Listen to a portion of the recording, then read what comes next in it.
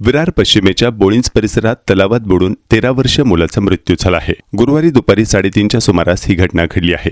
अर्णव विनायक पाटील असे या मयत मुलाचे नाव आहे। अर्णव पाटील विरार पश्चिमेतील बोळिंज खारोडी येथे आपल्या कुटुंबासोबत राहत होता। गुरुवारी शिवजयंतीच्या निमित्ताने सुट्टी असल्याने जवळच्या परिसरात असलेल्या राम मंदिर तलावाच्या ठिकाणी आपल्या मित्रांच्या सोबत खेळण्यासाठी गेला होता।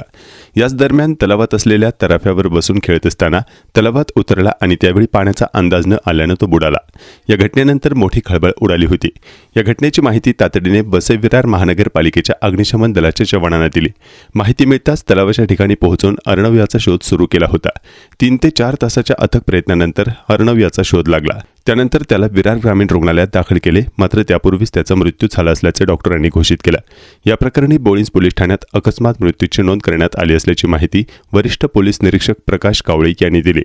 शिवजयंतीच्या दिवशी अशी दुर्दैवी घटना घडल्याने विरार परिसरात शोककळा पसरली आहे। यापूर्वीच्या घटना 26 नोव्हेंबर 2025 रोजी विरार पूर्वेच्या फुलपाडा परिसरात महापालिकेच्या तलावात बुडून 11 वर्षीय मुलाचा मृत्यू झाल्याची घटना घडली होती। तलावाच्या ठिकाणी लावण्यात आलेल्या संरक्षण जाळीवर खेळत असताना अचानक जाळी तुटल्याने पाण्यात पडून त्याचा दुर्दैवी मृत्यू झाला होता। 3 फेब्रुवारी 2026 रोजी वसई पूर्वेच्या गावराईपाडा परिसरात एका तलावात बुडून 4 वर्षीय चिमुकल्याचा मृत्यू झाला होता। विवेक शुक्ला असे या मयत मुलाचे नाव आहे। सदर घटना हे राम मंदिर उद्यानमय देखभालीचं काम करते उमादेवी महिला बचत गटाला दिलेले आहे। आम्ही इथे स्वच्छता दूत म्हणून काम करतोय। 12 ते 3 मध्ये 3:30 पर्यंत आपलं गार्डन बंद असतो। 4 वाजता ओपन करतो स्वच्छता झाल्यानंतर। पण 12 ते 3च्या याच्यामध्ये तो मुलगा इकडे येऊन 4 ते 5 मुलं होती। त्या मुलांना माहित होतं का नव्हतं खाली दलदल असते काय असतंय। त्या मुलांनी एकदम आपला विसर्जनाचा तरापा घेऊन त्या तराप्यावरून एक साईडला गेला। ट्यूब त्यांनी तलावामध्ये टाकली आणि त्या ट्यूबवर उडी मारणार होता, पण बॅलन्स गेल्यामुळे ट्यूब बाजूला सरकली आणि तो खाली गेला। खाली दलदल असते मातीची, त्यामुळे तो दलदलीत अटकला असेल। त्याला काय हातवारे करता आले नाही।